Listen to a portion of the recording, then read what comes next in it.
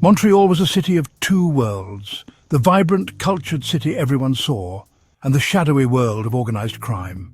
For decades, the Calabrian Cotroni family ruled the underworld, answering to New York's Bonanno family, but a new force was rising from Sicily, the Rizzuto family. Nicolo Rizzuto, the patriarch, was a man of quiet ambition and old-world traditions. He built alliances, moved into legitimate businesses, and laid the groundwork for a new empire. Tensions simmered between the Calabrians and the Sicilians, a silent war fought in whispers and backroom deals. The Cotronis saw the Rizzutos as upstarts, underestimating their ambition and ruthlessness. The Sicilians didn't want a peace, they wanted it all. Montreal's streets became a chessboard, every move calculated. The turning point came in 1978, when Paolo Violi, the Cotroni's day-to-day boss, was gunned down in his own bar. It was a message. The Sicilians were taking over. The Cotroni era ended in blood. The Rizzutos claimed the throne. Montreal's underworld had new kings. The age of the Rizzuto crime family had begun. The city's shadows now belonged to them, and nothing would ever be the same. Nicolo founded the dynasty, but his son Vito was its architect. Vito was a new kind of boss. Charming, diplomatic, fluent in business and crime. He wore tailored suits, spoke multiple languages, and moved seamlessly between boardrooms and back alleys.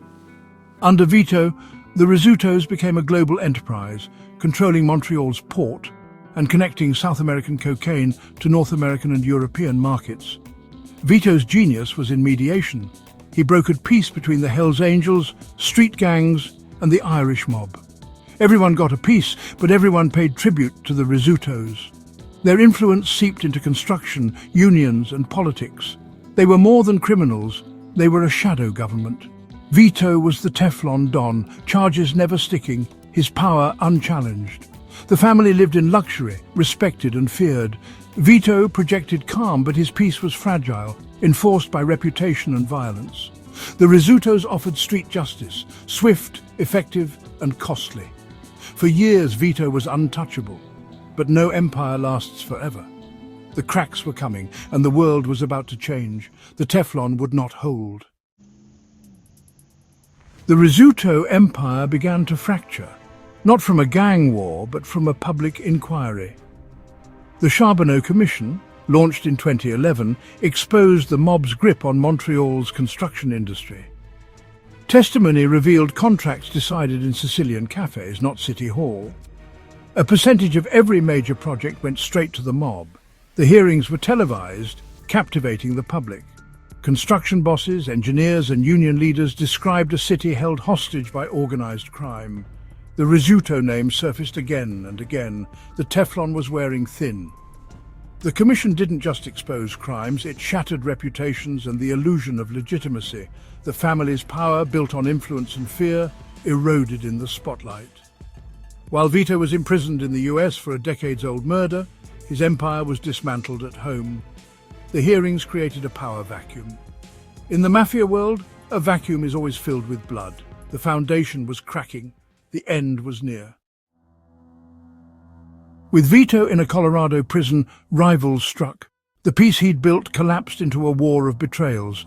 His son, Nicolo Jr., was gunned down in broad daylight, a direct challenge. The family's consigliere vanished, never seen again. The attacks were systematic, designed to decapitate the Rizzuto empire.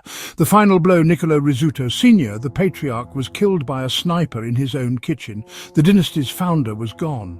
The Rizzuto family, once Canada's most powerful, was on its knees. In 2012, Vito returned to a ruined empire. His son, father and brother-in-law, all dead. Consumed by revenge, he launched a bloody campaign to reclaim power. For a moment it seemed the old Vito was back, but the war had taken its toll. In December 2013, Vito Rizzuto died. Not by violence, but by cancer. The war ended with a whisper, not a bang. The empire was finished. Montreal's underworld would never be the same. Vito Rizzuto's death marked the end of an era. The once mighty Rizzuto empire was shattered, Montreal's underworld left in chaos. Factions fought for scraps, no one held the city's reins. The Rizzutos weren't just thugs, they pioneered a corporate model of organized crime. Their influence reached into business, politics, and international drug routes. The FBI called them the Sixth Family, on par with New York's Mafia. Their story is a cautionary tale. Power built on violence is always unstable. The alliances Vito forged were never loyal. When he faltered, they turned on him. The Rizzuto saga is one of ambition, betrayal, and revenge. Today, their name is a ghost in Montreal, a reminder of a time when one family ruled the shadows. The city's underworld is more fractured, but the Rizzuto blueprint endures. The Rizzuto legacy still haunts Montreal.